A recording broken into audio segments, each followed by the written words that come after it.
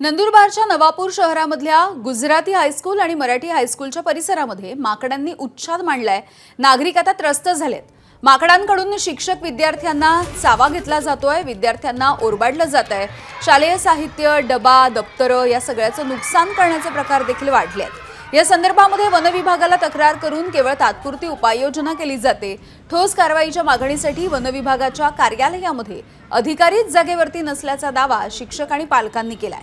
त्यामुळे तहसीलदारांना निवेदन देऊन या सगळ्या उपद्रवी माकडांचा बंदोबस्त करण्याची मागणी आता शिक्षकांनी आणि पालकांनी केलेली आहे। एबीपी माझा, उघडा डोळे बघा नीट।